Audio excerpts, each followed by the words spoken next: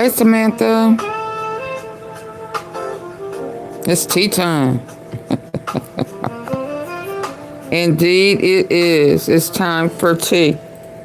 Now, I know y'all were here earlier, but since I came back with my little stand, I wanted to,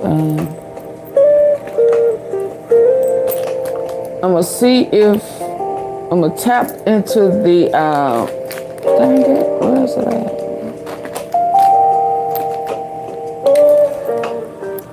I'm going to tap into some things before I tap into what they trying to do to us on the cool. But I don't even think it's on the cool no more. Hey, Crystal. I don't even think it's on the cool no more. I just think it's up close and personal. And since some of the people that's coming in this evening wasn't here earlier, we're going to pray again. Is that all right?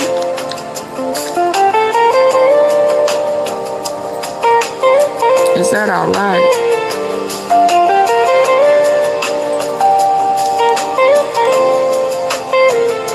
Hey, Be Rich.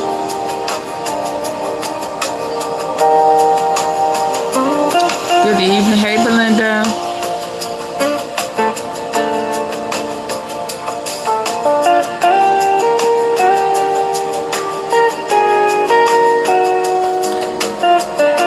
How we doing? How we doing? How we doing? We tea ready? We got our tea?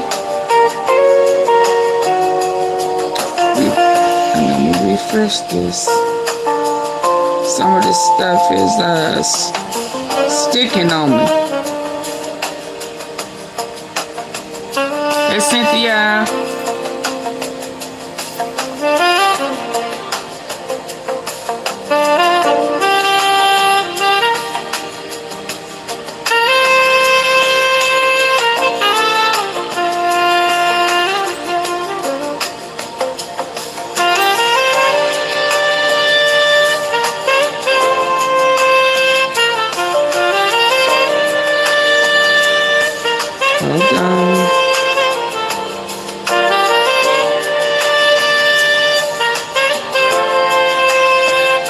Make sure my VPN is on.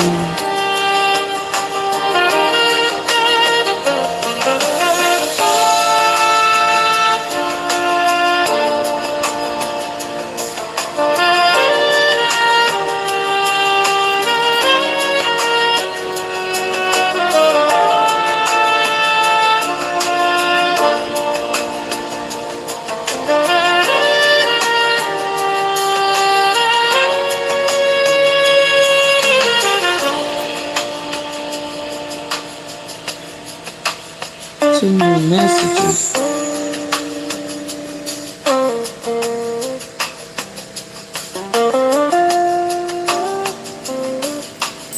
I'm trying to see what's going on with my VPN. Bear with me.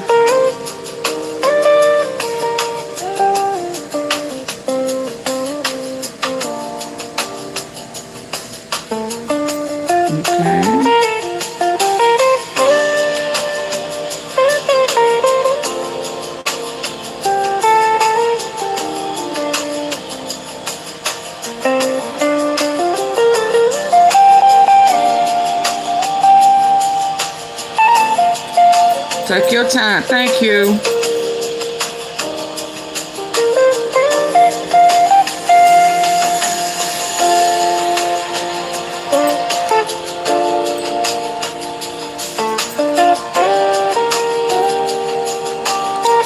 You know they trying to sell me some. I always...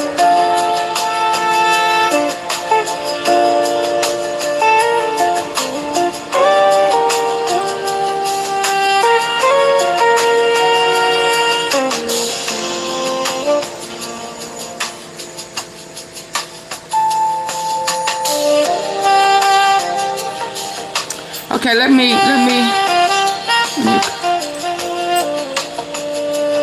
Now I'm secure. Okay. I don't know what that was about. It was trying to.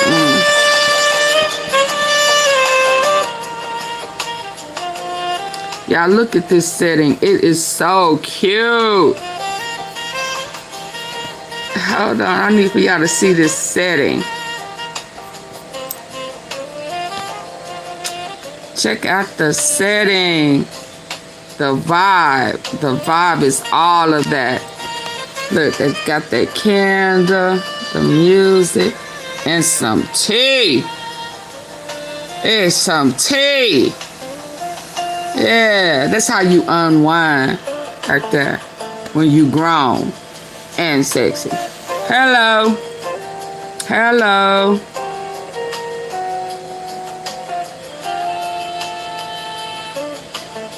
I dig that.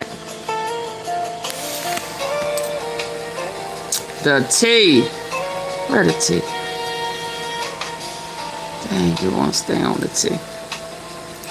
Okay, let's pause for a cause. We're going to go into let him pray for us, and then we going in. I want to hear about this 25th Amendment. You know what I mean?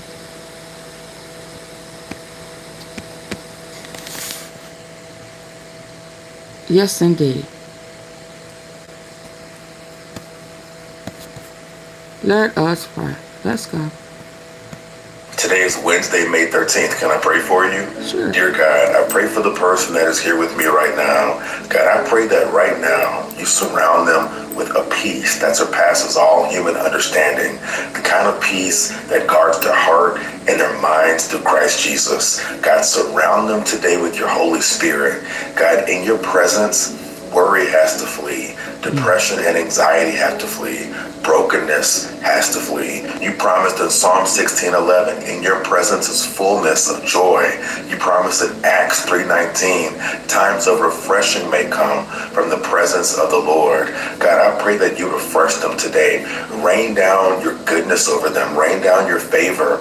You promise in Malachi 3:10 that you will throw open the floodgates of heaven and pour out so much blessing that there will not be room enough to store it. God, pour out a blessing that they cannot contain. Pour out a blessing that overflows onto every part of their life, blessing their health, a blessing over their finances, their family, over their dreams, over their goals. God, let them know that no matter what happens, you are still God. You are still seated on your throne, ruling and reigning in victory. You are still in control. You still love them. You still care for them, and all things will work out for their good. God, you are the Alpha and the Omega, the one who saw this day before the world began. And we acknowledge that every breath that we take is a gift from you. Everything we have is because of your grace and your mercy. Your word says that every good and every perfect gift comes from you, Jesus. Your word says in John 14:27, peace I leave with you. My peace I give to you. Not as the world gives do I give to you. Let not your hearts be troubled, neither let them be afraid. I pray that today they feel the depth, the width, the height of your unfailing love. Give them the comfort of knowing that your mercies are new every single morning. You still love them with an everlasting love. God, I pray that they stand on the promise of your word, believing with full confidence that all things work together for the good of those who love you and are called according to your purpose. I pray that they know that everything will be okay. God, I thank you for everything you have done, all that you are doing, and all that you will do in their life. I pray that you are with them today, and I pray that they know that they are not alone because you are with them. God, I pray all these things in the mighty and wonderful name of Jesus. Amen. Amen. Amen. Let the tea sippers say amen. Oh, I almost went up to what a mighty God we serve. What a mighty God we serve. But I ain't gonna do it like that. Heaven and earth. Yeah. Hey, Ines. I need for y'all to hear this before we go into, because I may forget. No, okay, let's hear about the 25th Amendment. While he over in China. Let's see. Come on. Oh, let me get my other stand.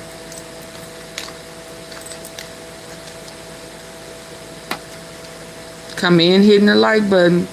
Even if you in the clouds, in the bushes, wherever you come out wherever you are and hit the like button. Ooh, what are we doing?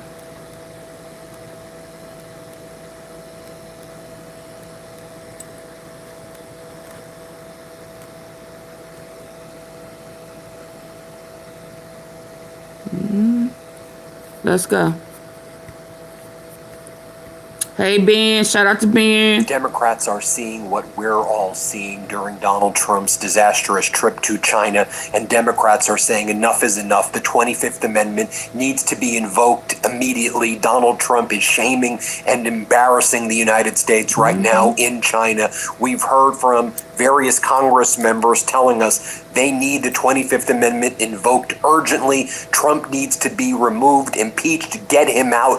This trip could not be more embarrassing. Let me show you what's going on. We have Democratic Congresswoman Ansari told the Midas Touch Network reporters on Capitol Hill, we need to invoke the 25th Amendment immediately. Donald Trump continues to make these posts of AI slop at 3 a.m. and 4 a.m. It's deranged and it is embarrassing the United States. This is so shameful. Here, play this clip. How big of a factor is this cognitive decline given kind of like what we've been seeing, in the lead up to this China trip? I think Donald Trump is so unwell. The fact that the President of the United States spends every single night from the span of midnight to 3 to 4 a.m. on Truth Social creating AI slop, it's unbelievable. I think that's why you're seeing more and more people call for the 25th Amendment and just recognize that he is unfit to be president, let alone any sort of leadership position in any capacity in this country. Got it. Thank you, Congresswoman. Then we heard from Democratic Congress member McGovern. He says, quote, I think Donald Trump is seriously ill. He needs medical attention immediately. Here, play this clip. Is Donald Trump's ballroom a national emergency? You got to be kidding me. I mean, it's a vanity project. It's going to cost A vanity project. over $1 billion at a time when people can't afford their health care, they can't afford their groceries, they can't afford fill up their gas tanks. I mean, Donald Trump lives in lifestyles of the rich and famous. And somebody else is dying. Would actually stand with us and actually fight for working people. And what do you make of him calling for Obama's arrest now, 3 presidencies later? I think he's seriously ill. I think Trump needs medical attention, and there needs to be an intervention. I mean, his family or someone in his cabinet, or I would say maybe some Republicans here, but they don't have the balls to, confront him on anything. So, he's not well. How big of a factor is his cognitive decline now that he's in China? Yeah, I mean, I'm worried for not only the country, but I'm worried about the world.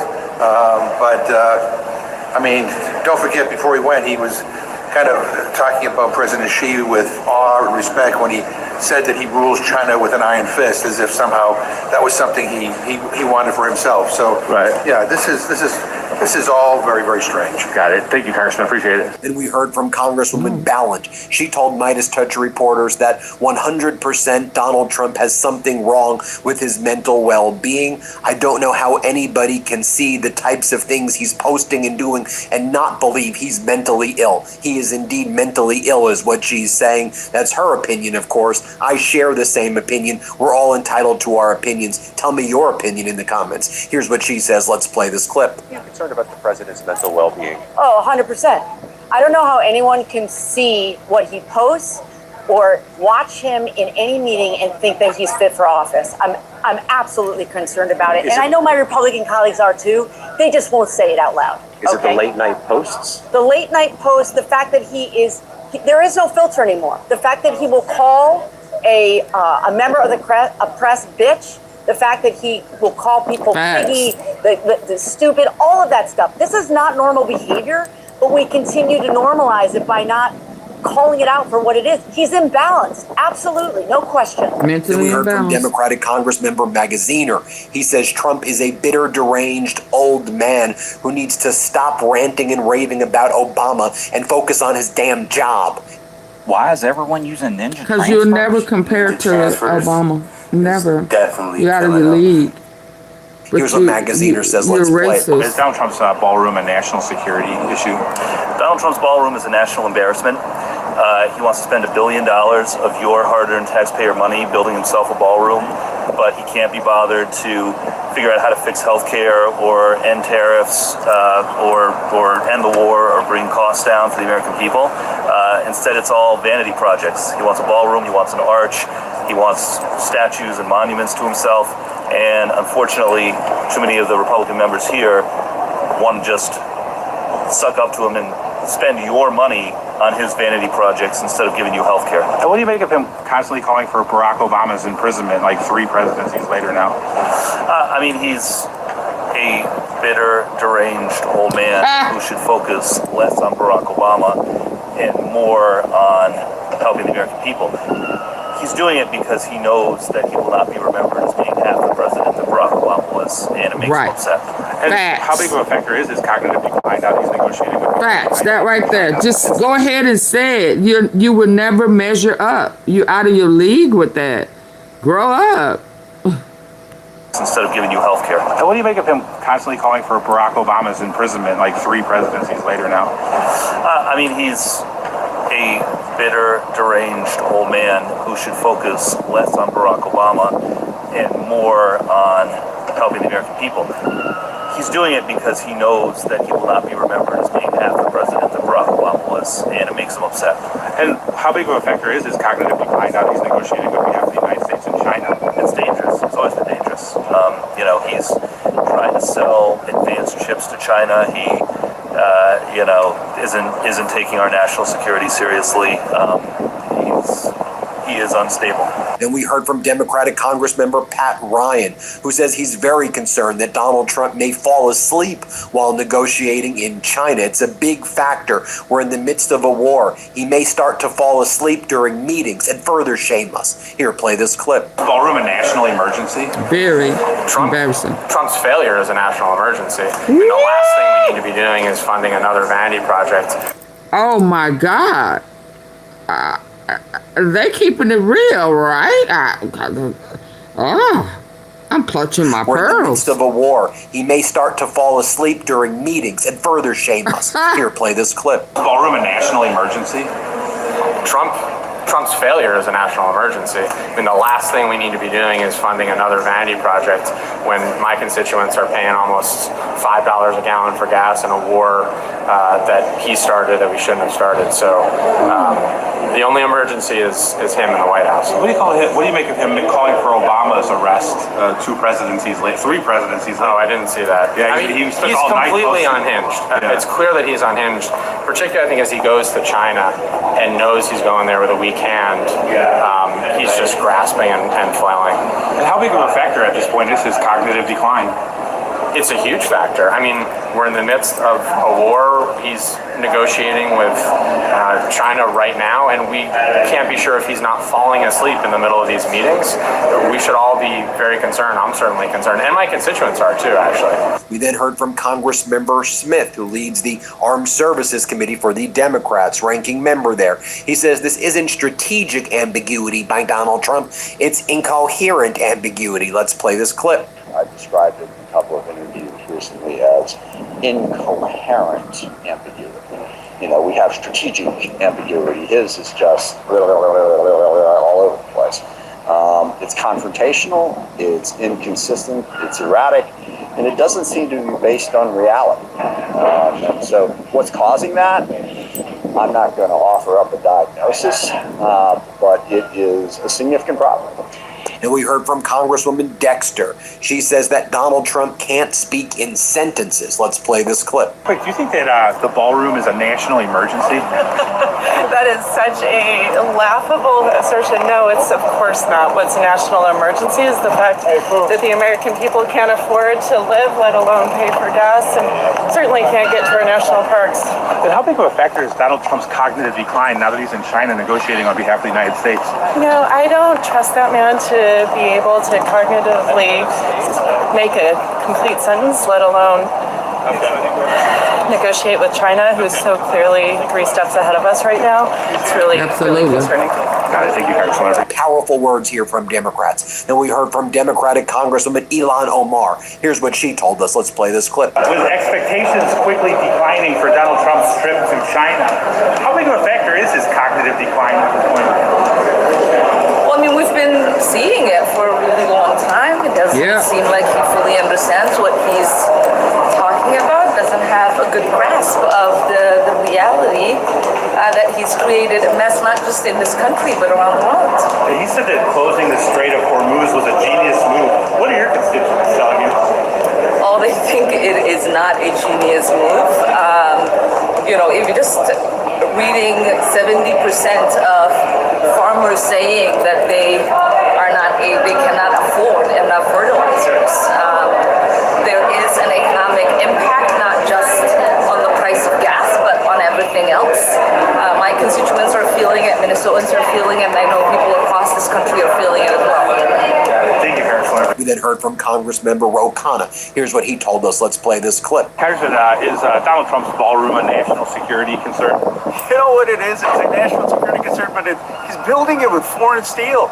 You know, he attacked me on Fox News because I said that we had Chinese steel in our ports. But can you imagine this guy is building the White House with foreign steel? What happened to America first? Right, and he's in China right now. How big of a factor is his cognitive decline? He's in China, and who does he take? Does he take the forgotten American? Does he? Then heard from Congressmember Ro Khanna. Let's go, Ro Khanna. Let's play this clip. They're showing out. Is Donald Trump's ballroom a national security concern?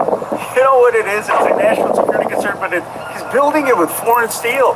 You know, he attacked me on Fox News because I said that we had Chinese steel in our ports. But can you imagine this guy is building the White House with foreign steel? What happened to America first? Right, and he's in China right now. How big of a factor is his cognitive decline? He's in China, and who does he take? Does he take the forgotten American? Does he take the American worker? No, he takes tech billionaires with him, and now he's talking about $1 trillion of Chinese money into America to set up factories where workers are going to be abused, to set up factories where they have tons of people working who are undocumented, where they're not running fair. Give me a break. What happened to Michigan, Ohio, Pennsylvania? The forgotten American. He's literally taking tech billionaires to make this deal with China. Mr. Khanna, do you worry about the president's mental well-being? I mean, he's doing everything opposite of what he campaigned on. He said, I'm going to be for peace, and he's making wars in Iran, now threatening Cuba and Venezuela. He said he's going to be for forgotten Americans and take the tough line on China. And now China's putting $1 trillion into America to undermine our auto industry. What now? Right, and he's in China right now. How big of a factor is his cognitive decline? He's in China, and who does he take? Does he take the forgotten American? Does he take the American worker? No, he takes tech billionaires with him. And now he's talking about $1 trillion of Chinese money into America to set up factories where workers are going to be abused, to set up factories where they have tons of people working who are undocumented, where they're not playing fair. Give me a break. What happened to Michigan, Ohio, Pennsylvania? The forgotten American. He's literally taking tech billionaires to make this deal with China. Mr. Khanna, do you worry about the president's mental well-being? I mean, he's doing everything opposite of what he campaigned on. He said, I'm going to be for peace, and he's making wars in Iran, now threatening Cuba and Venezuela. He said he's going to be for forgotten Americans and take the tough line on China. And now China's putting $1 trillion into America to undermine our auto industry, our steel industry. So I worry about his hypocrisy. I worry about this is a president who's run the most dishonest campaign in American history. Thank you. Then we heard from some of the MAGA Republicans. We wanted to ask them the same types of questions. So MAGA Republican Senator Marshall told us that Donald Trump gets an A. Here's what Senator Marshall says. I give Donald Trump an A. An A? Here, play this clip. Certainly the price of gas is important to everybody, and hopefully as soon as this war gets over, we'll be back to where we were. And if you were going to give him, if this was a report card and you were going to give him a grade on the war in Iran, what grade would you give President Trump? You know, I'm going to have to give him an A. And like him, and we had this discussion on the phone last week. I wake up every morning, is my family safe? Is your family safe? What's the future hold? And I think he's always kept that in perspective, that regardless of all the other outside noise, he's kept in perspective what's most important is the safety of Americans. We've dealt with this issue for 47 years already with Iran. We cannot tolerate them ever having nukes again. Americans would never be safe. Again, when did they have them? Gasoline would be $20 a gallon. They would when shut did they the have on them? and off. Why are you lying? When did they have them? Taunting everybody, they would feel like they're untouchable if they had. So you're a liar. Are you in the Epstein file, sir? Because you are lying. When did they ever have them? Yeah, you and your crew. Yeah, your funky crew. Your PDFer crew. Y'all, you guys want the metal. Yeah, because you want to make your own weapons. And you want to make sure that they are stripped of that metal. Yeah, their minerals, their resources, because y'all are planning on doing something and you don't want them to be able to retaliate. Let's just call it what it is. He's scared of Rump. Yes, he sure is. He need his job. Yeah, he need his tax breaks. Yeah, he need to continue to steal for a while. Because all they are thieves. And anybody who goes along with them are okay with minors being raped, eeled. Yeah, they are okay with the devil's playground. Period. Is the safety of Americans. We've dealt with this issue for 47 years already with Iran. We cannot tolerate them ever having nukes again. When did they release them? Have they ever shot a missile, a nuclear bomb? Have they done that before? No. Americans would never be safe again. If we gave Iran nukes... We're not safe now with y'all. We're not safe with y'all. What the hell are you talking about? Y'all are our enemies right now. Y'all are against the United States of America. And anybody who thinks that they are is sick in the head. Period. They are not for you. Yeah. I'm coming here trying to troll as if ain't nobody gonna call you out. You sick in the head. Any and everybody who believe that they are for the United States of America is a lie. And like North Korea taunting everybody, they would feel like they're untouchable if they had nuclear weapons. So, see, that's the problem. You went to China. Trump went to China thinking that he was untouchable, like he was the big shit, like he was the boss. Yeah, old boy didn't even meet him there. He let him walk down, almost trip and fall down them steps on his own. Having the guts to address a 47-year issue. More from MAGA Republican Senator Marshall saying that Donald Trump did nothing wrong. Everything he does is good. Let's play this clip. Lying to this man. Term that the president has done that you just disagree with? Gosh, I'm sure there is. I'd have to sit there and think about it, and I just can't think of anything off the top of my head, but I'm sure there is.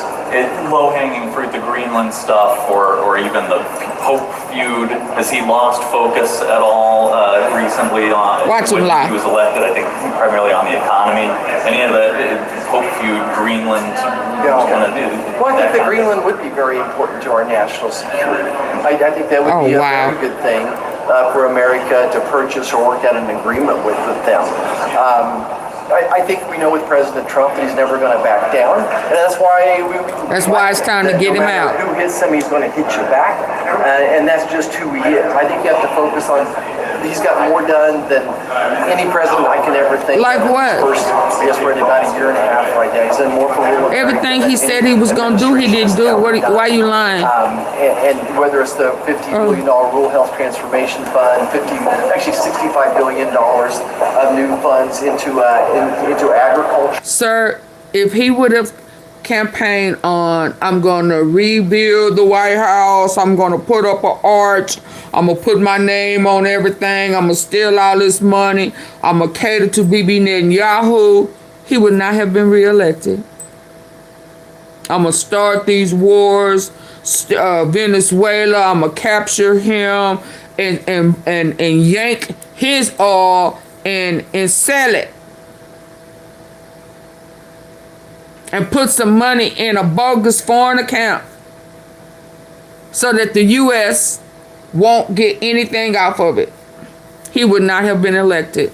So let me hurry up and get past you because you're a liar. Crop insurance and reference prices. So I just think that although we don't agree with everything he says or tweets, we agree on his goals and his purpose and his policies are working. And we heard from Congresswoman Nancy Mace. She said, I didn't even hear the comments that Donald Trump made. I don't know the context of Donald Trump saying that he doesn't care one bit about the American people's financial condition. Play this clip. To Americans in South Carolina, our gas prices are now over $4. So people are feeling the pain at the pump too. So those comments specifically, though, do you think I didn't see those comments specifically. I think I read a headline right before I came over here. But I mean, he's always said that nuclear arms, that Iran cannot have nuclear arms, and that's been his priority. The safety of the United States, our allies in the world, are a top priority for him. And ma'am, there was a deal already in place. There was a deal already in place. And Diaper Don tore it up. So stop lying. Stop lying. Stop lying. that's been very important to him. And then she says, well, just think about it. If Biden or Kamala were in office, it would be worse. Let's imagine a fake world that doesn't exist, and let's get angry at Biden and Kamala. Oh my God. Even though inflation was His going down and we were in a manufacturing boom by the end of their administration. But sure, Nancy Mace, this is how the MAGA Republicans are coping with this all. Let's play this clip. Higher under Joe Biden. Do you think that's what most Americans feel? Is that how they're going to respond? Well, I think that the cost of groceries still, the cost of gas, it is still expensive to live. That's not what, no, we didn't have this problem, lady. What he has done with Biden. What are you talking about? To get inflation under control. We had massive growth of the economy last year. We had 2 quarters over 3% GDP growth. So GDP growth was oh my God, so when you look at that economically, the bigger picture, he's been miraculous in economic recovery. If you had Joe Biden as president, it would be a much, much worse situation without him. He's done a great job given the circumstances of the conflict overseas. Do you support suspending the gas tax?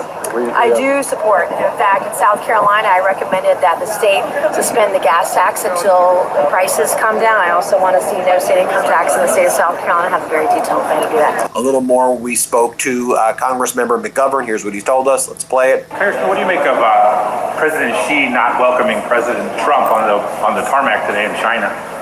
I think that's how much respect President Xi has for President Trump. I mean, he definitely welcomed Kim Jong-il. Yeah, I mean, so whatever. But you know what? Trump will rationalize it somehow. And Trump's trying to find ways to distract from the mess that he's created here in the United States with like the worst economy ever. I mean, people can't afford anything, and he ain't never lied. Lifestyles of the rich and famous with him on a trip to China, meanwhile, we're still stuck in this illegal, reckless, costly war in Iran, and gas prices are going through the roof. So, in any event, I'm sure Trump will fawn all over President Xi because Trump likes dictators.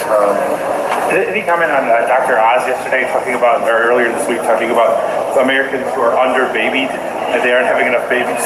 And I think he says about Trump babies. Yeah. Yeah, I posted something about that and I wrote, ew. Thank you, Congressman. Then we heard from Congresswoman Ansari. Here's what she said again. Let's play it. Congressman, what do you make of President Xi welcoming Donald Trump on the red carpet like he has in the past, the leader from North Korea? I think what I've seen from the president's trip to China so far, the entire cast of characters being so obnoxious on their way, they're not prepared for any sort of foreign policy whatsoever. And it's just embarrassing, quite frankly, of how they continue to represent the United States on the global stage. I just want to remind everybody what Donald Trump campaigned on. He promised gas prices, electricity prices, everything would be down 50%, he said, right away. Well, you're a liar, Donald. You're a fraud. You're a convicted felon. You're a criminal. You're a sexual predator. You've been found civilly liable for sexual assault, that is. You're a bankrupter. You're a destroyer. You're embarrassing the United States. Here's what Donald Trump said. Let's play it. Hold on. I like the way you ran all of that down. Hold on. Ooh, that was a lot, wasn't it? Oh my God. What Donald Trump campaigned on, he promised gas prices, electricity prices, everything would be down 50%, he said, right away. Well, you're a liar, Donald. You're a fraud. You're a convicted felon. You're a criminal. You're a sexual predator. You've been found civilly liable for sexual assault, that is. You're a bankrupter. You're a destroyer. You're embarrassing the United States. Here's what Donald Trump said. Let's play it. But we're going to get this done, and you're going to have, within 1 year, think of it, within 1 year, you're going to have electric bills and energy bills, and your gasoline for your car is going to be 50% cheaper than it is right now. That's a big thing. He just That's lied a big his thing. ass There butt you off. have it, everybody. Let me know what you think. Hit subscribe. Let's. Woo, Lord, he just lied his butt off, didn't he? Everything he said was a lie. Let me get off into what they plan for us is. Let me go back to that guy that I wanted y'all to hear, where he kind of broke down what's to be expected. Here we go. An elected official, a sitting Speaker of the House, just said out loud that he hosts a surprise. I have no doubt in my mind that the map's gonna pass if y'all can give us less than. An elected official, a sitting Speaker of the House, just said out loud that he hopes the Supreme Court overturns the 14th Amendment. Not a random guy on Twitter, not some fringe commentator, the Speaker of the House. And if you don't know what that means, for you, for your grandmother, for your mother, for every black person in America, sit down. Because I'm going to break this all the way down for you, one step at a time. Nathaniel Ledbetter, Alabama House Speaker, Republican, said this out loud in a press conference right after Alabama passed a redistricting bill that courts have already ruled discriminates against black voters. He said, and I need you to hear his exact words, all we need now is the courts to overturn 14, and we can look at the election. He wasn't talking about a small technicality. He wasn't misspoken. He said what he said. And here's the thing that I think people are missing the most. This wasn't just about elections. The 14th Amendment is the floor of your rights in this country. You pull that floor out, everyone falls. Let me make this plain. The 14th Amendment, ratified in 1868, does 4 massive things.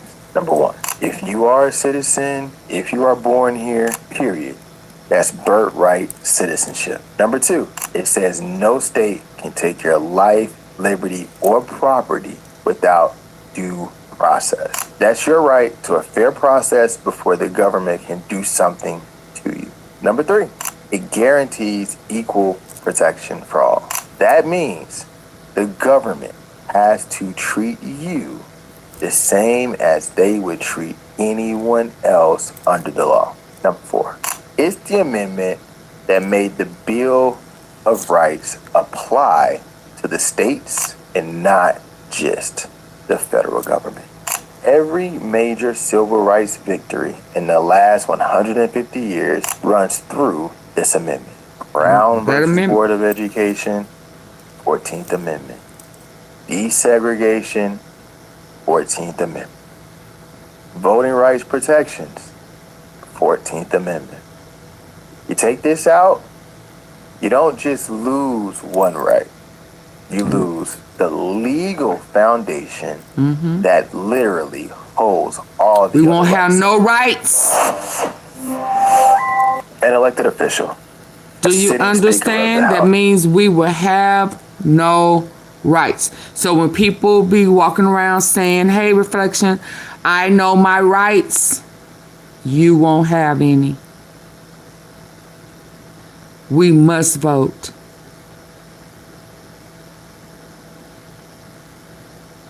We will not have rights.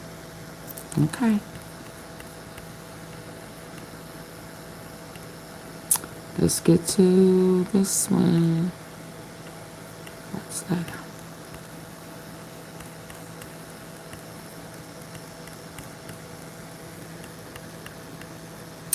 Okay, that's 42 minutes. Let me try this one.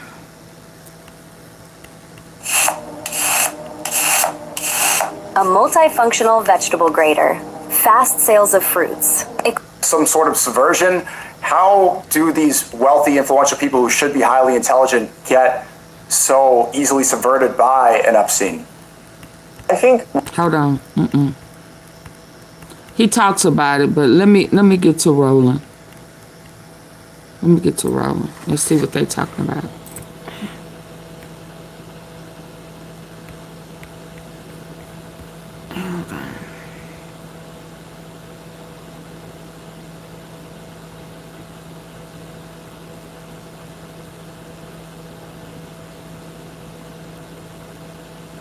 Yeah, let me get to rolling because I can get stuck on that Dallas police stuff and that PPP loan. Hold on, y'all. Get the likes up. Are you kidding me? Y'all need to double tap the face of the phone and get the likes up. I'm not in that type of mood. I'll never understand why people are okay with a predator. It don't make no sense. It is that they want to make America slaves again. Where's Ronald Martin?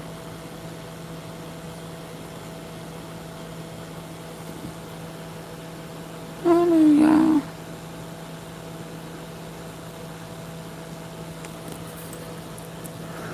Well, I can't see. I'm waiting on y'all to double tap the face of y'all phone and get the likes up.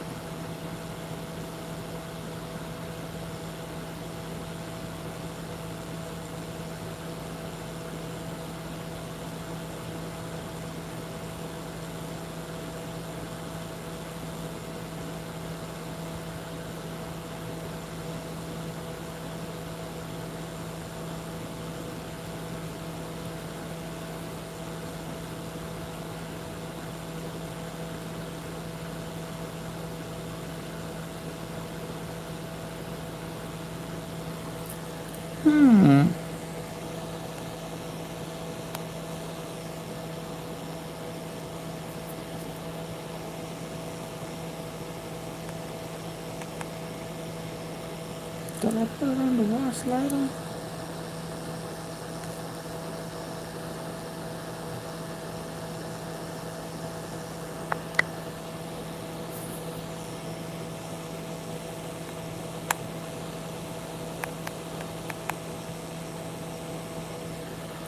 Ghislaine Maxwell is not in prison. I know she's not.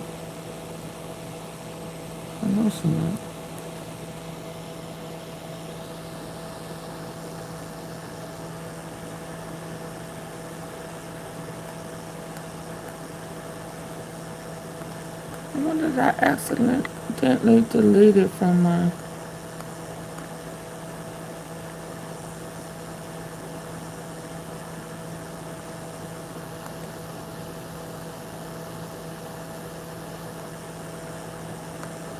Yeah, I must have accidentally deleted. So let me go here.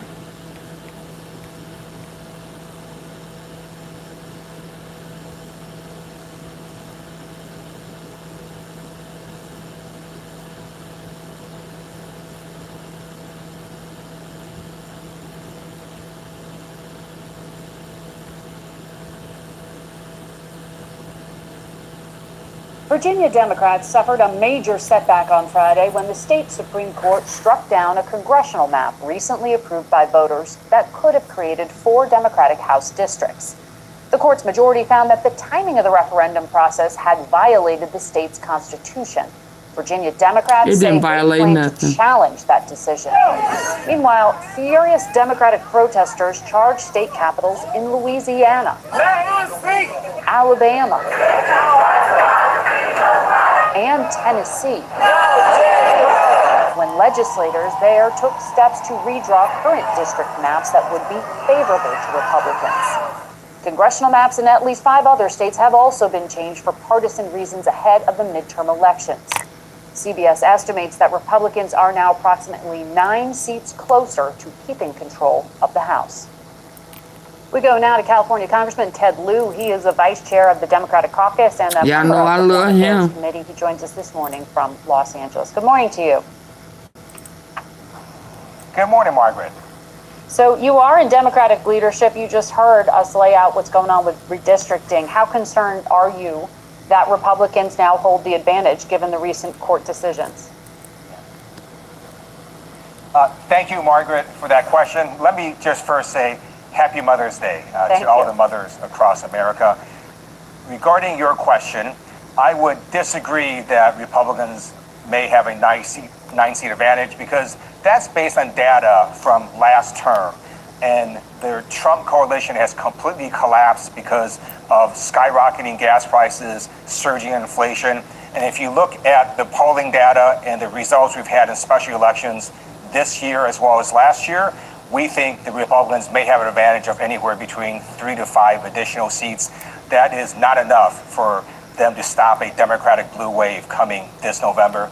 And the best thing to do when a court does something outlandish like the Virginia Supreme Court is to get back up and fight and make sure we win in the midterms. But that Virginia push by Democrats, you spent more than $60 million on that redistricting effort. Wouldn't those funds have been better spent on those frontline candidates and arguing on the issues?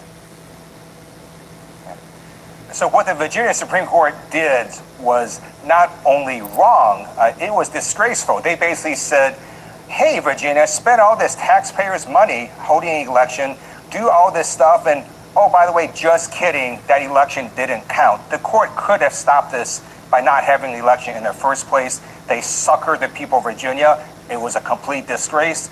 Now, most of the money that Democrats spend in the race is called C4 money. So that's not direct hard money that we're going to need for races in the midterms.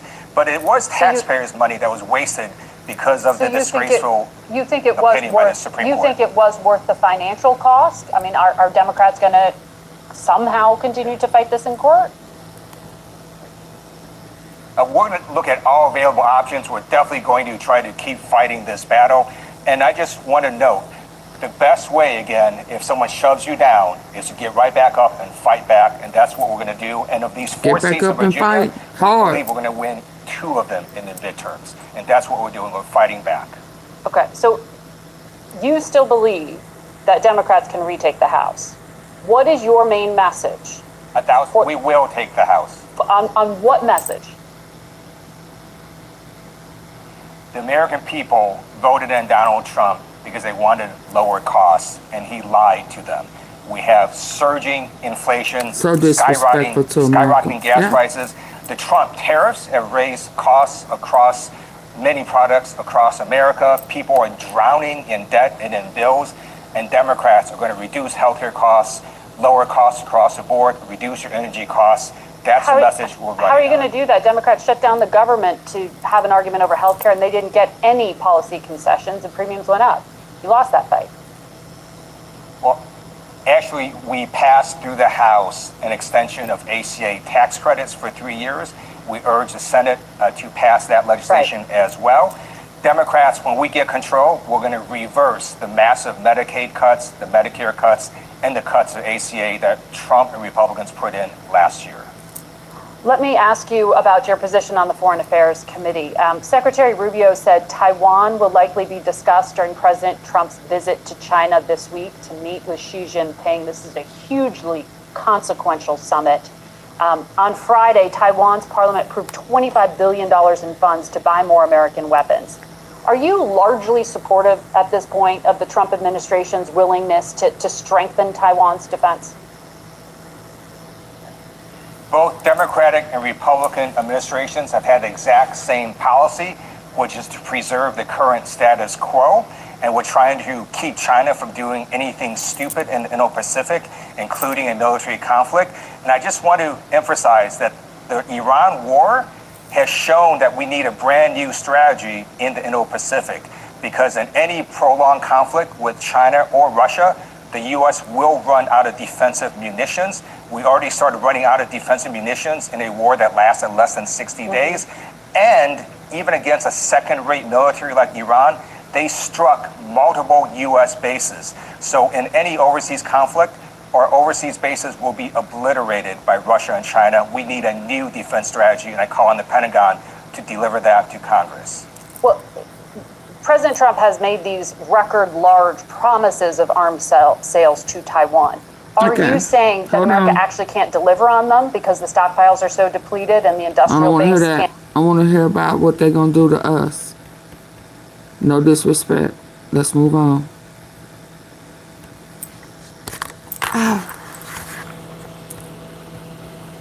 Let's move on.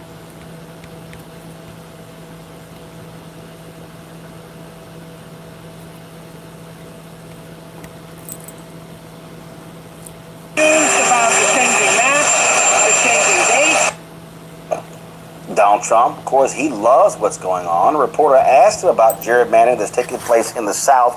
This is how he responded.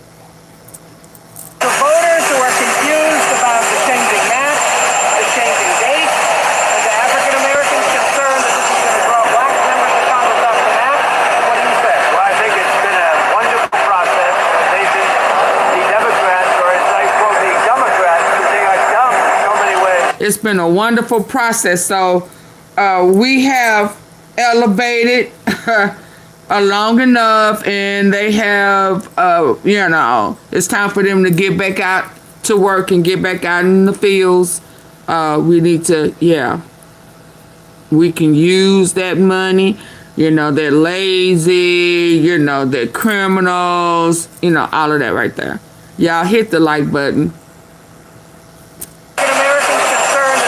I'm asking nicely. In a minute, I'm not going to be so nice. Well, I think it's been a wonderful process. Nathan, the Democrats, or as I quote the Democrats, they are dumb in so many ways.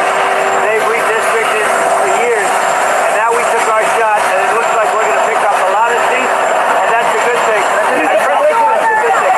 We want voters to have their choice. We want fair voting. We want fair elections. The Democrats have been cheating on elections for many years. And we know all they're doing. Fair elections. The Democrats have been cheating on elections for many years, and all we're doing is winning. And we know he's a liar. I'll start with you, Jolanda. This is a big decision here. First of all, let's be real clear. Some Republicans in South Carolina fear by going after Clyburn's seat that if a Democrat's in the White House, they could get screwed. South Carolina really depends on the federal government for a lot of their budget.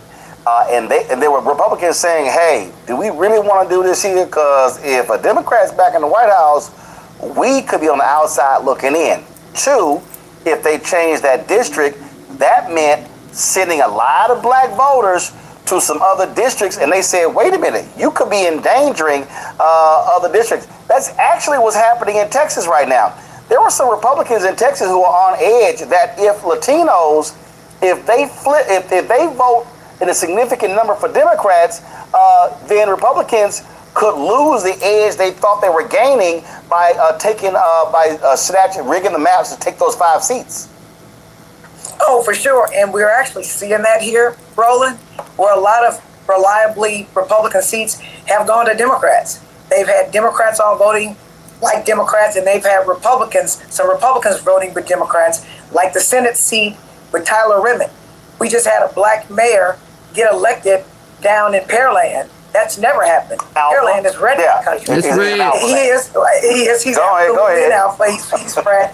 But my point is this. There are a lot of safe Republican seats where they're getting antsy, right? Because they don't want to be a casualty. So let's say if I have a district that's 85% Democrat, and you put it down to 60%, and then move that 25% somewhere else, those people could actually be the swing voters to unelect them. So I think that the Republicans are playing a very dangerous game, and I'm actually looking very forward to see what happens in November, especially here in Texas, because for the first time we got a Democrat in every race, even in reliably Republican seats, to see if we can steal some seats, and we've been able to do that. So let me tell you, this may be an example of what's meant for bad, it's going to end up being for good because God don't like ugly. And I'm just saying that the Republicans, and Clyburn is super, I don't know how much seniority he has, but he's got to be near the top of seniority. And there will be black people angry around the states. And I am certain that if you screw with Clyburn in South Carolina, that you're going to have black people across like South Carolina seriously angry. And I know Clyburn is an Omega. So then the D9 is probably going to get motivated. And you know how we are when we're motivated. So I think that the Republicans are playing a dangerous game.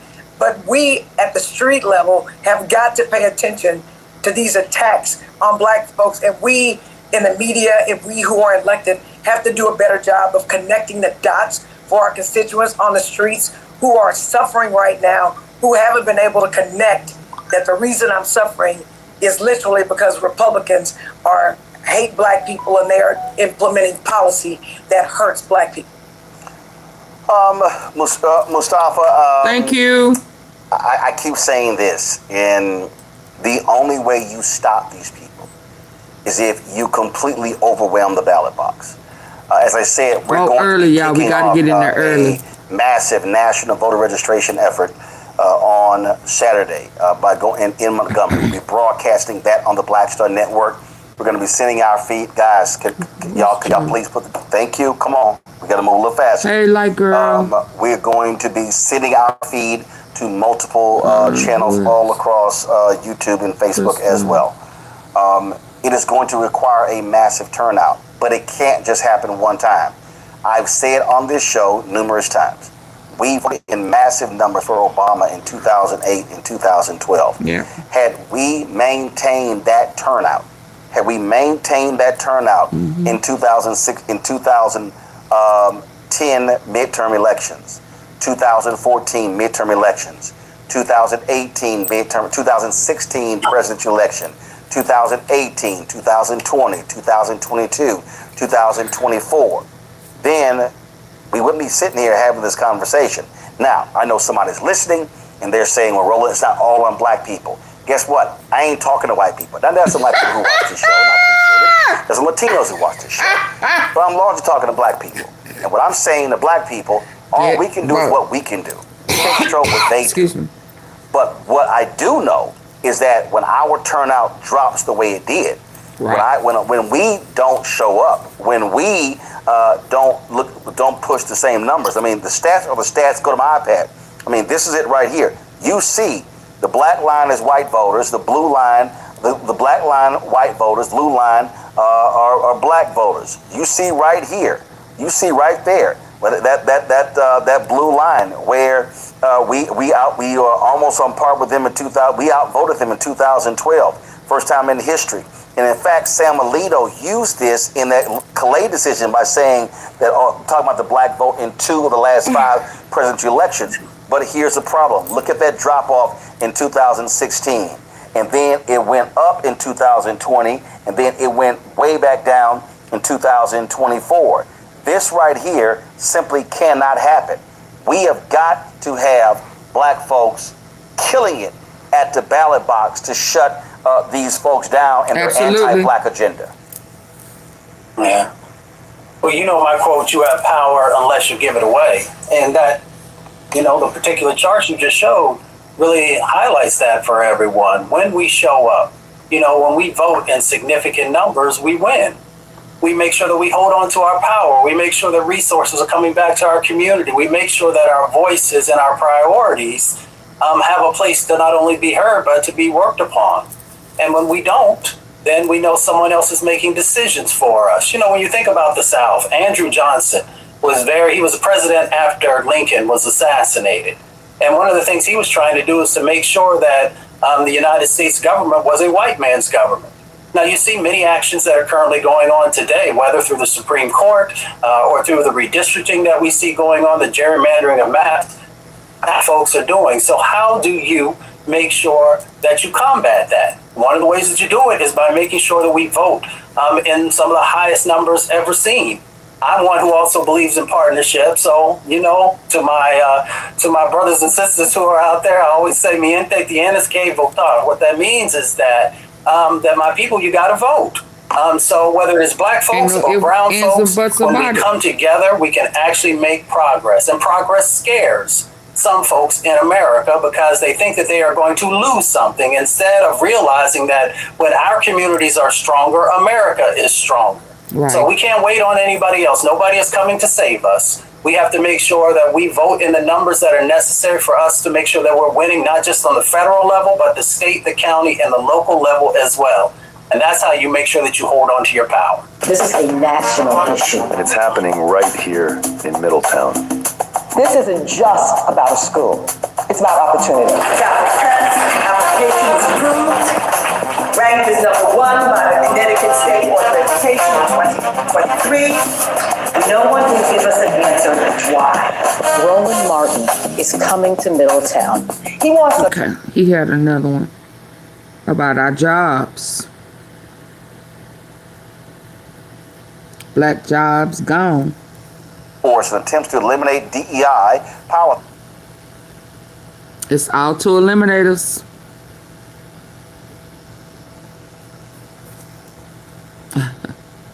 Y'all please hit the like button. Donald Trump said this was going to be the golden era of the economy. He touted how he was going to uplift black Americans. It was going to be amazing. He rolled out all of these simple Simon Negroes saying how great Donald Trump was and how he was just going to be fantastic. He was going to be a businessman and it was just going to be just great. And how his policies were just going to just sit here and just help all of us. Well, guess what? That was all bullshit. Well, the overall unemployment rate in the United States stands at 4.3%.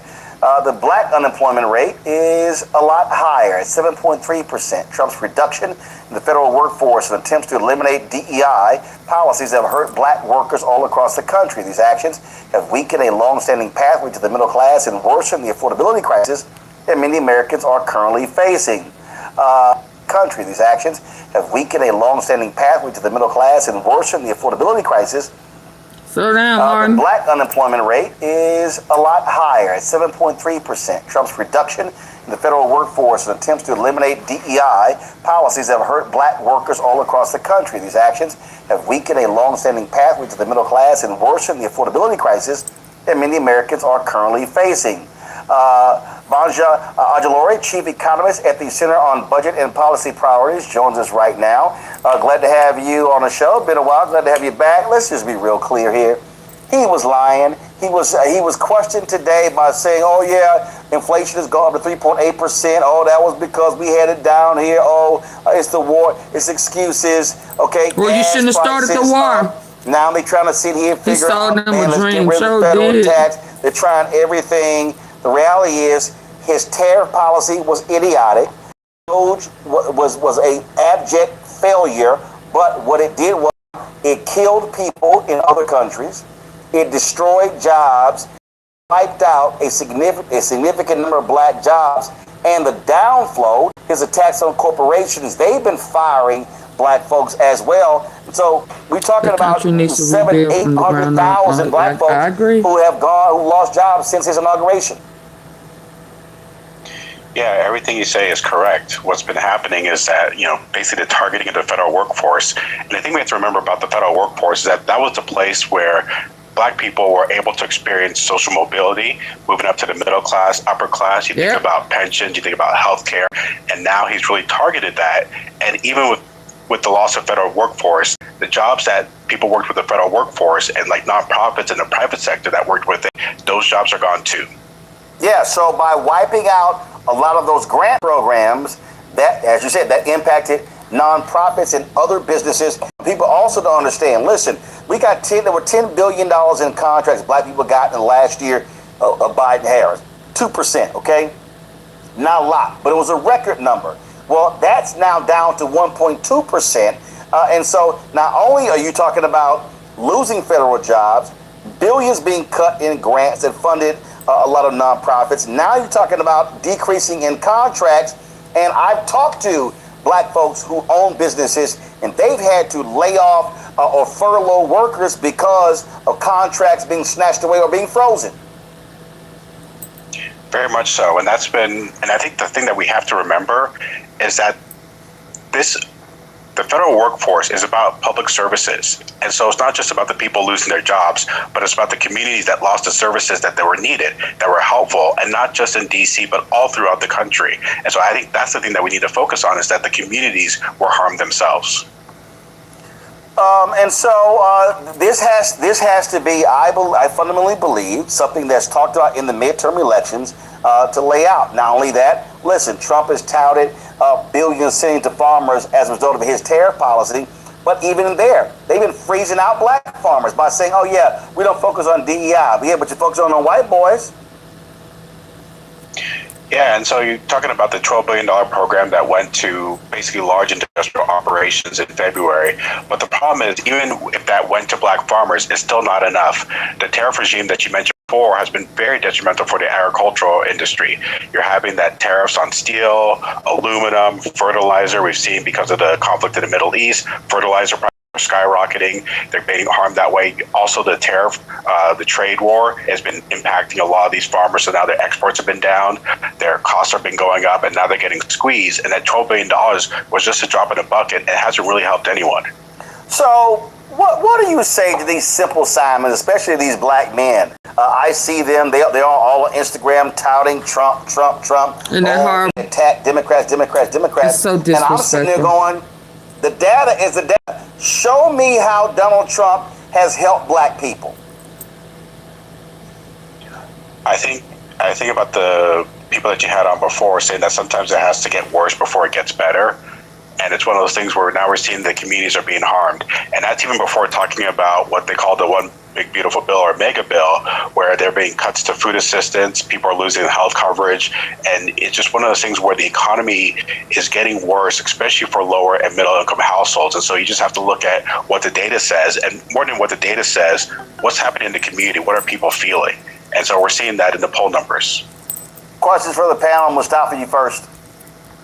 Yeah. Well, it's good to see you. You know, they had some numbers that came out today also about the inflation rate. I think it's at 3.8%, something like that. Utilities are continuing to go up.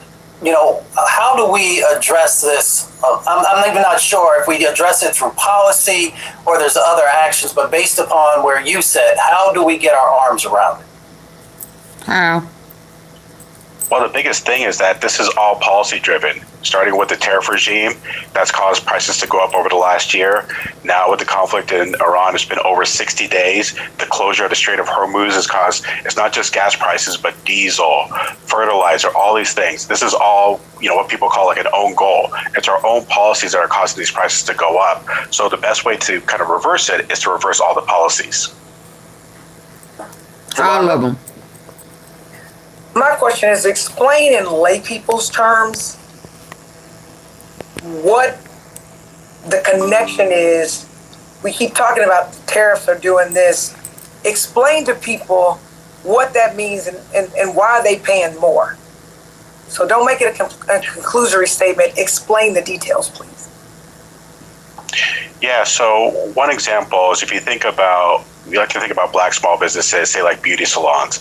A lot of their inputs that they use, a lot of things that they use to do their work, they get it from overseas. Right. So before they may have gotten it from China, and you put tariffs on goods, all the goods out of China, that makes it more expensive. So they switched to, say, Vietnam or Malaysia. But now we put tariffs on those, so now their costs are going up. Now that their cost goes up, they still have to get those products to be able to do their work. Now they pay more for these goods, and now they have to raise their prices to be able to make some money. And so that's why the prices that we see go up, because the prices that these small business owners who are just trying to help out the community, their costs have gone up, and they still want to be able to make a profit. Thank you. Well, it is, as you say, it's going to get worse before it gets better, and people need to understand that where we are right now, all the trash that was being talked, Biden, Harris, Trump has not made it better. And I saw, who was it? And he's lying about it. Nutcase who was on CNBC, Charlie Gasparino and all of them, they were sitting there going, oh, the problem, Biden's problem was they just put, Biden and the Democrats just pumped too much money into the American economy, and that's what led to the high inflation and things along those lines. And I'm like, and what I kept saying was, okay, did you idiots forget more than 70% of the American economy is consumer spending? So if they had not pumped money in, what did they do? They pumped money in to help people pay rent, buy food, to get this economy back going after COVID. This idea that we somehow, and like this is what drives me crazy. And again, I'm not an economist, but I do keep it real basic. You had a 100-year pandemic where the economy was completely destroyed and disrupted. You had to get it back. So 70% of American economy is spend, and people were not working. You had to pump money into the system to keep it going. Otherwise, we were really, really screwed. So then you come out of that, and you really didn't come out of it in 2021. And then you had 2022.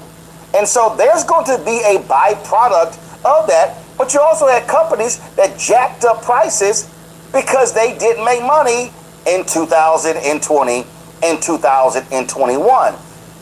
And last but certainly not least, which is kind of important, the American economy rebounded at a faster rate than any other major economy. So I'm sitting there going, that's the proof in the pudding that what they did was what needed to be done. And I think that's the key point. When people complain about too much money was put in and that we didn't need it, what they're saying is that not everyone needed to recover. So if we go back to the Great Recession in 2009, we put some money in, we put some money in, and the economy kind of recovered, but it was a slow recovery, and not everyone did well. But there's certain groups of people who did well. In the pandemic, and at the aftermath of that, the Biden administration said, we're going to make sure that everyone recovers, that we're going to have an inclusive recovery, and not everyone likes that. And so to your point, yes, it worked. It brought people back, it brought everyone back. A lot of communities were able to do better, but then not a lot of people want to see that. Because then when it happened in 2022, 2023, we had what's called a tight labor market. Wages at the low end of the distribution was going up, and so everyone was doing better, and so we had some inflation, but then they were starting to go down again. And then I think there's a lot of backlash to lower and middle income households doing better than they did in the aftermath of the Great Recession. Well, was that because of those PPP loans? When I listen to people with money say that too much money was pumped into the system, oh yeah, you were doing fine. There was a lot of people who were broke as hell, and needed to happen. And sure, nobody wanted to see inflation where it was, but when we were going through it, I was like, y'all, we just went through something major. And I think this was part of the problem. This is part of the problem, I believe, with too many Americans, where you have this attitude of, oh, you should just snap back. Like, I'm sorry, like, what's the big deal? Why are we, it should just snap back. And there was going to be pain coming out of COVID. And it's no different than what took place, and I got to remind people, 2008, when the economy crashed because of the housing market. 2009 was awful. Our economy did not recover until the second, we did not see signs of recovery until the second half of 2011. We had to go through pain in 2009, pain in 2010, pain in the first half of 2011 to now begin to see a sliver of hope.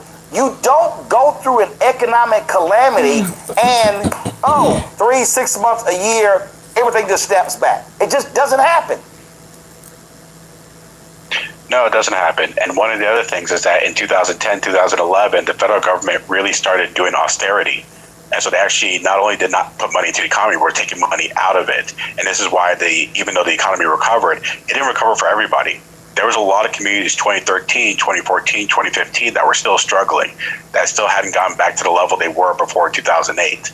And so the Biden administration and policymakers in that administration recognize that and say, we're not going to go through that again. We're not going to have a long, dragged out recovery. We're going to do a quick one. And so if you look at the data, bounced right back and it started doing really well. But even then, we still pulled back. There was, unemployment insurance that we did, child tax credit that was extended, but then those expired in 2022 and 2023. So even if you said we spent too much money, we still pulled back a bit. And it's one of those things where it's just because everyone was doing well, I think there was some backlash from people who thought that we spent too much money because it was money spent on others. Well, and I'll be honest, that part of this is because the people who were driving that are the people on CNBC, on these networks, who are high-income earners, and they were the ones who were driving this conversation. I think that's exactly why you constantly saw those attacks on Biden, Harris as a result, because those are the folks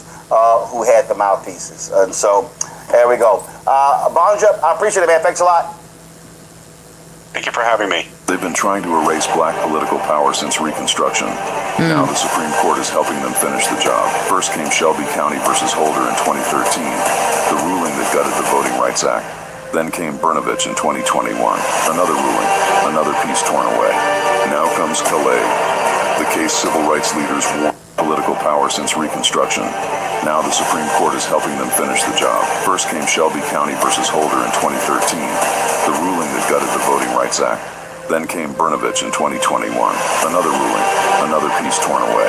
Now comes Calais, the case civil rights leaders warned could cripple the last major federal protection against racial vote dilution, and within days, Tennessee eliminated its only majority black congressional district. Louisiana, South Carolina, Alabama, the same strategy is spreading across the South. The old Jim Crow used poll taxes and literacy tests. The new Jim Crow uses gerrymandered maps, voter roll purges, polling place closures, and court rulings that make black communities politically invisible. But this story doesn't end in a courtroom. It moves to Selma. May 16th is a national day of action. Faith leaders will gather at the Edmund Pettus Bridge at 9 a.m. A mass rally follows at the Alabama State Capitol from 1 to 5 p.m. 1965 was Freedom Summer. This is Freedom Summer 2.0 because they are still trying to erase black political power, and we will not bow.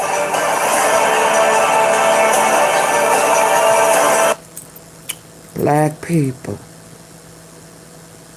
the bronze and the dark brown, the caramel, and everything in between, we got to get out and vote.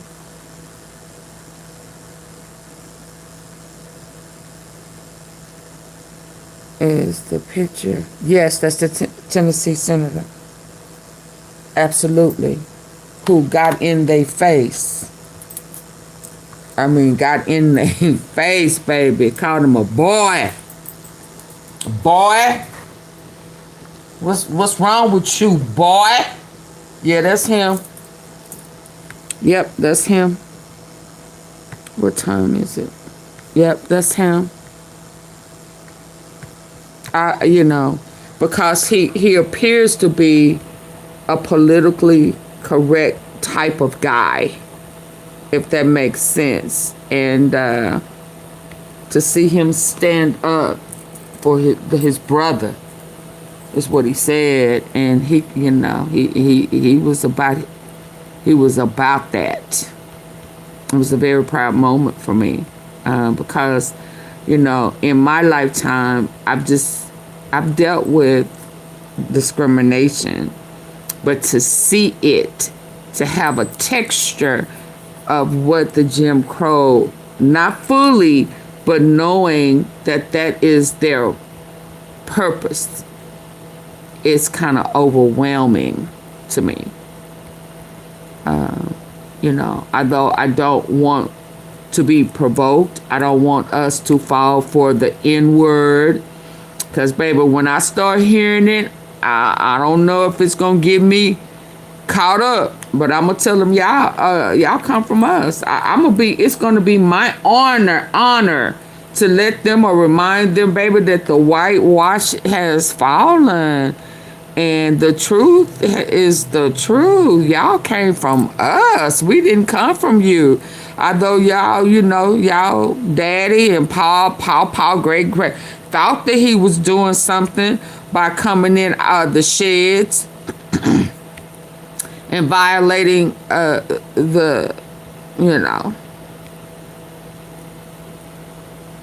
in the field house. Yeah. But you black. You just on the lighter end. Y'all come from us. Our DNA is in you. It's gonna be my honor to tell them that if I'm an N-word, you want to, because you came from us. Our DNA is in you. Maybe that's why them Epstein people, I said that before, was playing with the DNA. It almost gives me a feel like they was trying to control it, and it'll be an all Jewish type of thing going on, I don't know. But it's going to be my pleasure to educate them or to remind them, whichever it is, that you are part of the 50 Shades of Brown, baby. You just on the peachy end. You just on the lighter end. But on the inside, you black. Hey, cousin. Huh? Yeah. We kinfolk. Yeah, you come from us. So if I'm an N, you an N too. Respectfully. So it don't bother me like that. It don't bother me. But I gotta be able to let them know that they are in too. You understand? You gotta know that if I'm a inner a ninja, you's a ninja too. Hey, ninja. Yeah. And then it's gonna offend them, and then I'm gonna keep saying it. Yeah. You came from us. They have to know this, y'all. My spirit just won't allow me not to educate them on the truth about that. Yeah. We all are in. The White House attempt to what? Resend this email. The White House. All right, you guys. Happy Wednesday. Sorry we're running a few minutes late. We were doing a lot of fact checking. I'm gonna have to come back to that. That email that Trump sent to her about. I need to go here. I'm sorry. Before I go. Before I let go.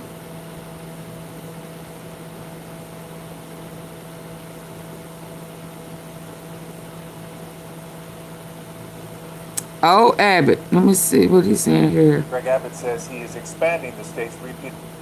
Greg Abbott says he is. I think that they're trying to get these people, these repeat offenders, picked up so that they can't vote. You got to stay woke with Dallas.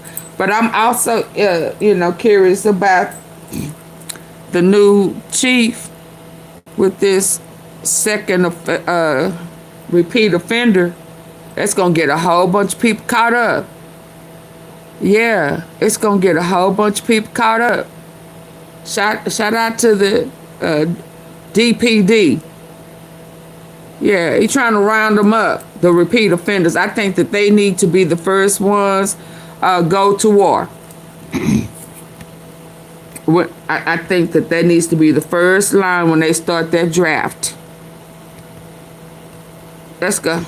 Greg Abbott says he is expanding the state's repeat offender task force after revealing hundreds of people in the Houston area have been arrested so far. According to the governor, since launching last October in Houston, the joint operation... when they mentioned a little bit ago about Texas losing all of those seats to Democrats, they got to figure out a way to get some of these people off the street so that they can't vote. Since launching last October in Houston, the joint operation involving federal, state, and local agencies has arrested 728 repeat offenders. That includes 455 considered high-threat criminals. He says the task force also seized drugs, weapons, and stolen vehicles. Abbott says now the program will expand to Dallas, Fort Worth, Austin, and San Antonio. Dallas, We'll hear Fort from Worth. crime victims advocates about that idea that's You remember I said earlier, if you see something, say something in Dallas. I put it on my wall. Yeah, repeat offenders. They just can't get it right. Can't act right. Can't do right. Can't get a job, won't get a job. Yeah. Yeah. Think selling their body is a job. Think scamming PPP loans is a job. You know. Stealing in stores and stuff is a job. Using CPNs is a job. That's what they think, see. And they are repeat offenders. We see a few of them on YouTube keep getting arrested. Keep getting arrested. Hey, Larry. Oh, good. It was great. Yeah. So I find this very intriguing. It's right on time with my Bathtub Bubbles Chronicles. Yeah. It's right on time with it, right? Dallas, Fort Worth, Austin, and San Antonio. We'll hear from crime victims advocates about that idea that's coming up. And to Dallas, Fort Worth, Austin, and San Antonio. We'll hear from, and we'll expand to Dallas, Fort Worth, Austin, and San Antonio. We'll hear from crime It will expand to what? And to Dallas, Fort Worth, Austin, and San Antonio. We'll hear from crime Dallas, Fort Worth, Austin, and San Antonio. We'll hear from crime and to Dallas, Fort Worth, Austin, and San Antonio. We'll hear from crime victims advocates about that idea that's coming up at 5:30. Using people's social security numbers. Whole bunch of stuff going on relieve dryness with these repeat offenders. Over 40. Here's my honest review of using. Oh no, I wasn't trying to go here. Yeah, hold on. Yeah, I was right on time with it. Greg Abbott says he is expanding the state. Hold on.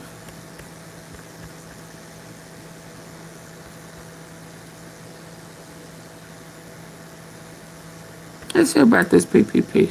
Before the man is accused of lying about his business, saying it had hundreds of employees with an average monthly payroll of nearly $3 million.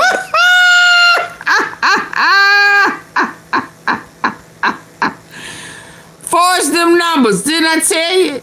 Didn't I tell you? Yeah. Yeah. Greg Abbott says he is expanding the state's repeat baby. They are not going to play with these people with these PPP fraud. Absolutely. Hold on. And they have put out, I think they said 500,000. They're going to process 500,000 arrest warrants. And now they finna put out this, what did he just say? Repeat offenders. Lock them up. Yes, sir. If you see something, say something. I put it on my wall. Don't be afraid. They ain't nothing they gonna be able to do to you. Where's that other one about the new chief?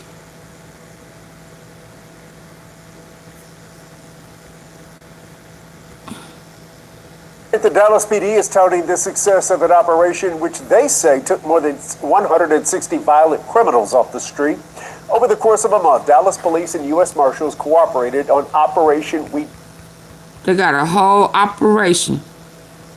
Now, I'm sure I'm going to know some of these folks, but, you know, it is what it is. Dallas police and U.S. Marshals cooperated on Operation We Got You, targeting suspects wanted for crimes like assault and murder. It was not their first crime. They continued to commit crimes, and as a result, we knew that it was essential that we bring them into custody. Oh, I know some of them folk on YouTube. Just repeat, continue to repeat. Just disregard the law. Some of them may work for DPD on the cool.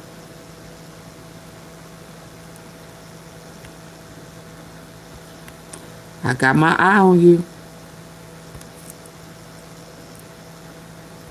Off the street. Over the course of a month, Dallas police. Police and U.S. Marshals cooperated on Operation We Got You, targeting suspects wanted for crimes like assault and murder. It was not their first crime. They continued to commit crimes, and as a result, we knew that it was essential that we bring them into custody. And Governor Abbott just announced he's directing DPS to target violent repeat offenders across DFW. Dallas police and the marshals say they're ready to assist the effort to make neighborhoods safer. Get them. Our world is an amazing, amazing place, filled with so much wonder. And across... And now to what's being called a multi-million-dollar scheme to defraud the feds. A man accused of using money meant for small business. And now to what's being called a multi-million-dollar scheme to defraud the feds. A man accused of using money meant for small businesses to buy this mansion in Central Florida, along with other luxury items. He got away with it for a while, but now he's been...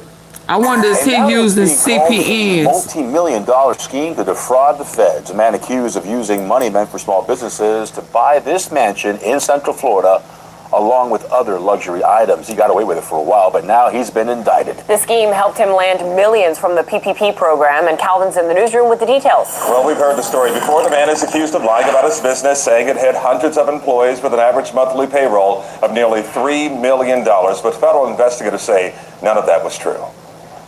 A federal grand jury has returned this indictment, charging Don Cisternino of defrauding the federal government out of $7.2 million in COVID-19 relief funds. According to allegations in the indictment, Cisternino is accused of lying about his New York-based consulting company to get millions of dollars in payroll protection plan funds. Investigators say during 2019 and 2020, the company had few or no employees other than Cisternino and his girlfriend. According to the indictment, in April 2020... Had how many employees, him and his girlfriend? Ooh, they fudged, protection plan funds. Investigators say during 2019 and 2020, the company had few or no employees other than Cisternino and his girlfriend. According to the indictment, in April 2020, the Bradenton man submitted a fraudulent PPP loan application, including false supporting documents and bank statements. The application says the company had more than 400 employees. Charging documents indicate of the $7.2 million the couple received, more than $3 million of it went to this mansion. Property records show Cisternino and his girlfriend purchased the home in July 2020. The 12-acre estate boasts a British-style pub theater, 7 bedrooms, a tennis court, and a 5-stall horse barn. Investigators say it was paid for with PPP loan money. The grand jury indictment also claims a trail of evidence reveals Cisternino spent thousands of dollars on pricey vehicles like a Maserati, Lincoln Navigator, and a Mercedes-Benz, all in a span of months in 2020. And Cisternino has been indicted on 2 counts of wire fraud, 3 counts of aggravated identity theft, and 3 counts of...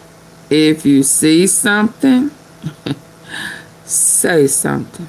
Evidence reveals Cisternino spent thousands of dollars on pricey vehicles like a Maserati, Lincoln Navigator, and a Mercedes-Benz, all in a span of months in 2020. And Cisternino has been indicted on 2 counts of wire fraud, 3 counts of aggravated identity theft, and 3 counts of illegal monetary transaction. Louis, I'll send it back. Identity theft. I've been trying to tell these people, even with them CPNs, that's identity theft. It's more than likely some made up numbers are people's social security numbers.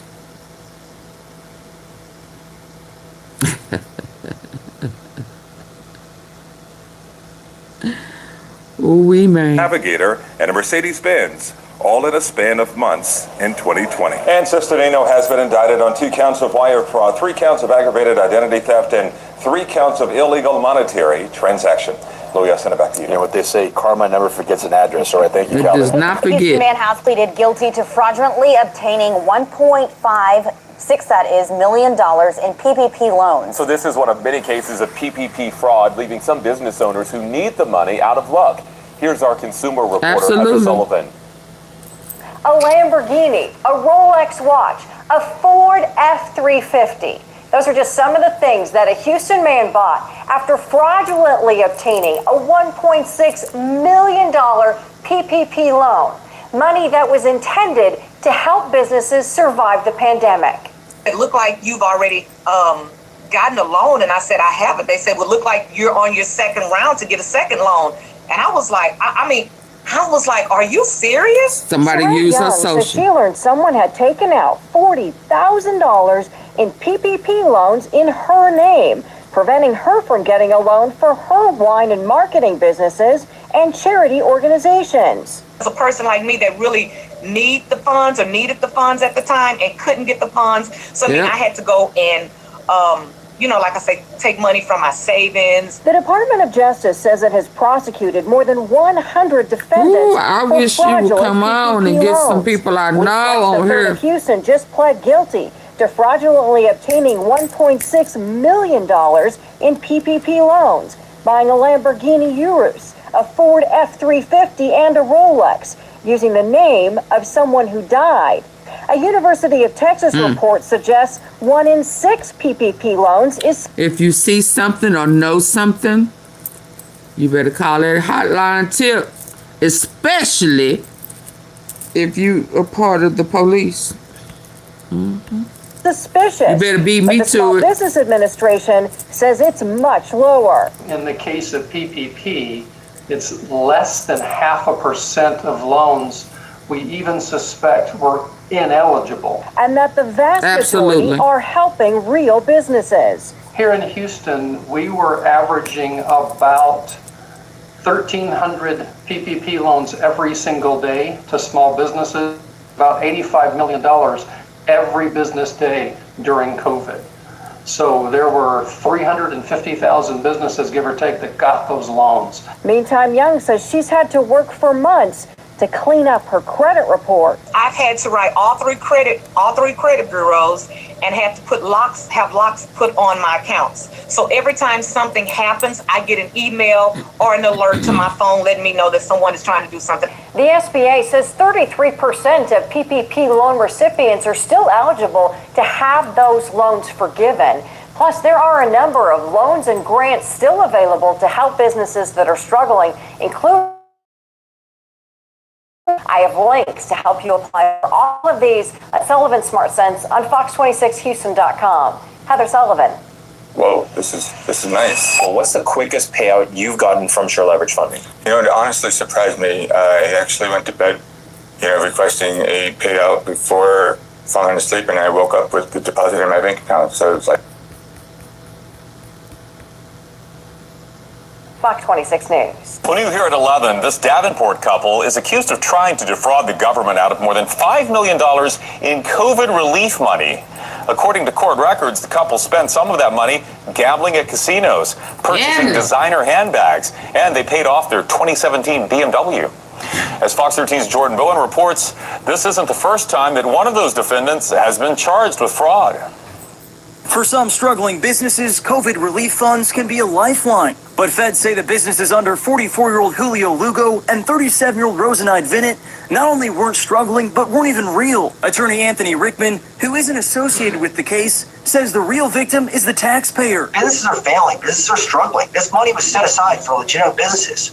These two defendants, through their conspiracy and through their fraud, submitted multiple applications for businesses that didn't exist. According to court records, beginning in March of 2020, the couple used their home IP address to submit at least 70 false and fraudulent loan applications seeking funds from the Paycheck Protection Program, or PPP. As a result, the couple, along with some close family members, fraudulently obtained more than $1.6 million in loan money. Not only did they just profit from it, but the way and manner in which they did was brazen, was bold. Some of the most damning evidence includes these video stills taken from a video Lugo uploaded to Facebook. In it, Lugo and Vinnett can be seen in a hotel room littered with $100 bills, several items from Louis Vuitton, and a $5,000 watch. In addition to the video, the couple is accused of spending $47,000 to pay off a 2017 BMW 7 Series sedan, spending $49,000 at casinos, and another $13,000 spent at weight loss centers. All purchases the feds say were made with COVID relief funds. The couple was arrested Thursday. At the time, Lugo was still on supervised probation for a tax fraud case from 2015. Looking at the amount of loss, the number of charges, I do anticipate both of these defendants doing a significant amount of time in federal prison. Reporting in Tampa, Jordan Bowen, Fox 13 News. The owner of a tax preparation company in Dallas pleaded guilty to defrauding the COVID-19 relief program. Who? Let me back that up.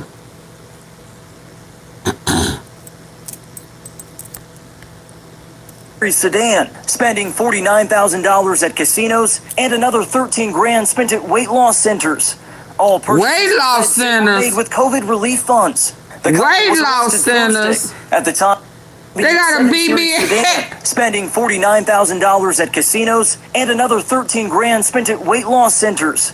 All purchases the feds say were made with COVID relief funds. The couple was arrested Thursday. At the time, Lugo was still on supervised probation for a tax fraud case from 2015. Looking at the amount of loss, the number of charges, sir. I do anticipate both of these defendants doing a significant amount of time in federal prison. Reporting in Tampa, Jordan Bowen, Fox 13 News. The owner of a tax preparation company in Dallas pleaded guilty to defrauding the COVID-19 relief program of millions that was meant to help struggling business owners. Did he say a tax? So that mean that person was doing taxes? Baby! Baby! Oh, Lord. Oh, Lord. I do anticipate both of these defendants doing a significant amount of time in federal prison. Oh, Lord. Jordan Bowen, Fox 13 News. The owner of a tax preparation company in Dallas pleaded guilty to defrauding the COVID-19 relief program of millions that was meant to help struggling business owners.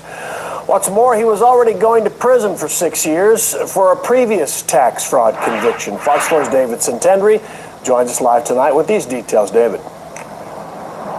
Yeah, Steve, we're talking about millions of dollars that was supposed to go to small businesses that were struggling, but instead one local accountant tried to help himself.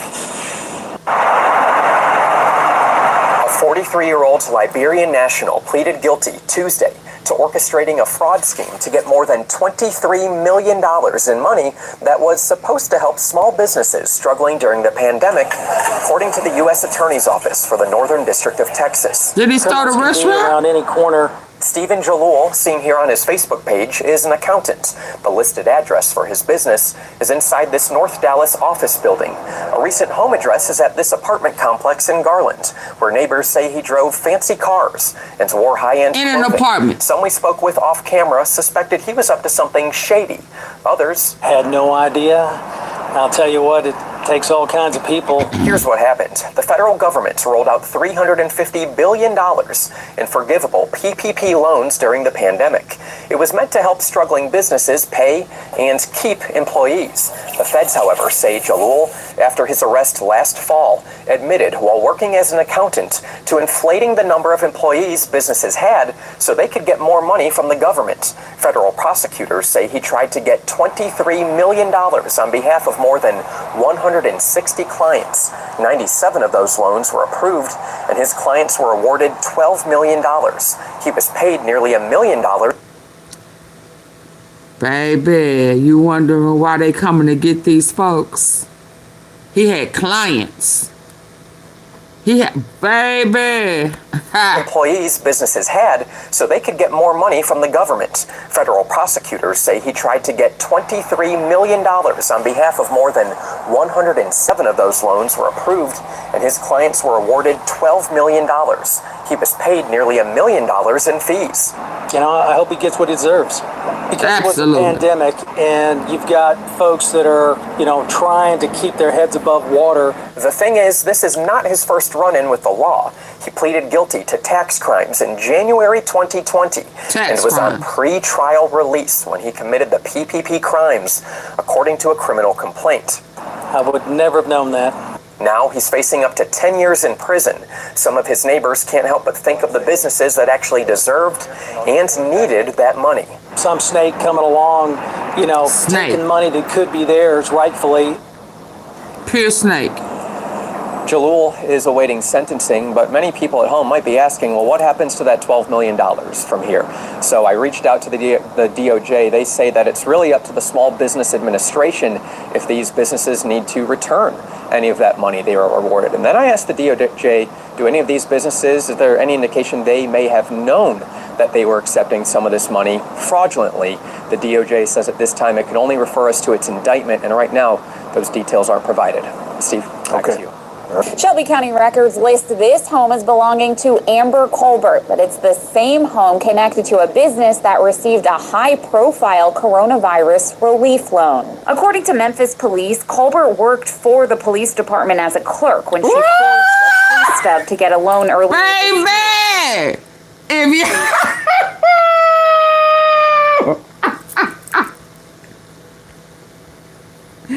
If only y'all knew how close all of these situations. Yeah. Now, what did she do? Is there any indication they may have known that they were accepting some of this money fraudulently?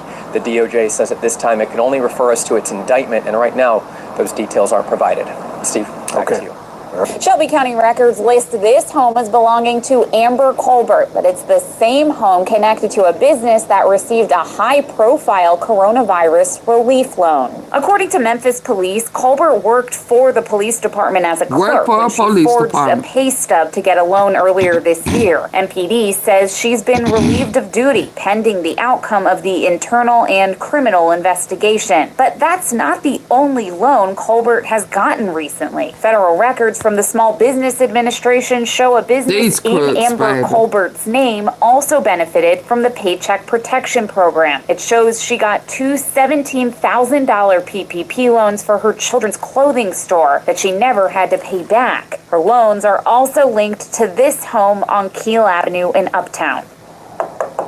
We went there today, but no one answered the door, and we found this sign posted saying the property is vacant. The Department of Justice has cracked down on people nationwide who they say tried to get PPP loans illegally. Just this week, an Oklahoma woman pleaded guilty to trying to get more than $40 million in fraudulent loans. We contacted the Small Business Administration and the Department of Justice to find out if they're investigating Colbert's PPP loan in light of her more recent arrest. Stacey Jacobson, WREG, News Channel 3. I'm Elizabeth Matthews here in Joliet. Operation Triple P targeted county jail inmates who falsified PPP loan applications and received thousands of dollars, some even using that money to bond out of jail. The police chief here says this operation will help put them back in jail and will help reduce gun violence and drug trafficking in his city. 25 Will County Jail inmates already locked up for weapons and drug felony cases are now facing charges like wire fraud and theft. Some of the targets bonded out on their felony cases days after receiving their fraudulent PPP loan. Operation Triple P began in November of last year. Detectives began to compare names on Paycheck Protection Program loans to names of inmates facing felonies, which should have disqualified them from the financial assistance. So far, 15 of them have been charged. Police are still looking for these 10. The majority of them also use their home address. So we did several periodic spot checks on the residents. It just looked like a residence. For example, Maria Beach and Adrian Clark. Locked up during the pandemic for unrelated gun offenses. From their cell, they applied for and received PPP loans. Maria claimed to run a barber shop from this home in Rockdale. Adrian claimed to run a barber shop from an apartment in this Joliet house. Maria received nearly $21,000 in federal loans.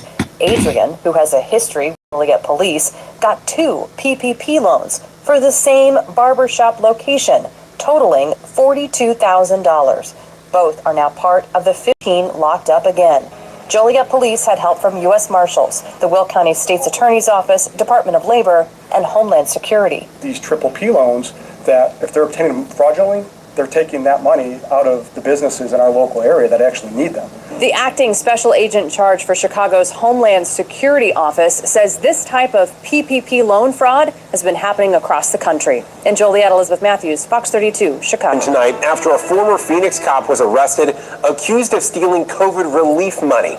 Good evening, I'm Zach Crenshaw. And I'm Katie Rammel. The ABC 15 investigators found links between her criminal case and 4 others, resulting in millions of dollars of fraudulently obtained federal loans. Only on ABC 15, investigator Melissa Blasius breaking down the indictments outlining their alleged crimes. Neighbors said they felt safer knowing a Phoenix cop lived on the block. Big smile all the time, super friendly neighbor. But now former officer Tony Richardson is accused of stealing from them. In fact, from all Americans. According to this federal indictment, she's accused of... Investigator Melissa Glazier breaking down the indictments outlining their alleged crimes. When you all up in there. Said they felt safer knowing a Phoenix cop lived on the block. Big smile all the time, super friendly neighbor. But now former officer Tony Richardson is accused of stealing from them. In fact, from all Americans. According to this federal indictment, she's accused of fraudulently obtaining Paycheck Protection Program loans for 83 fictitious employees for a business called 83 fictitious employees. Can I get y'all to double tap the face of your screen on your phone or hit those three dots at the top right corner for me?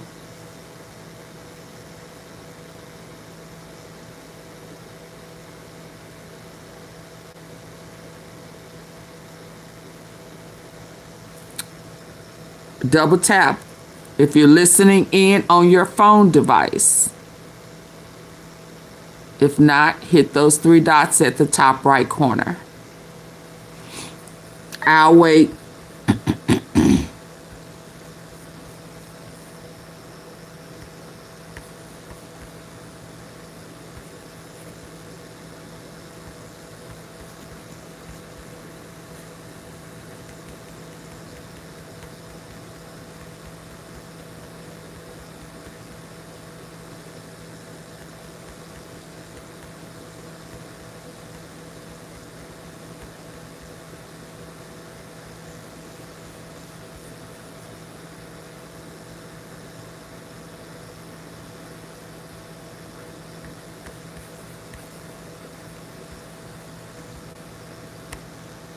called the Lotto Club.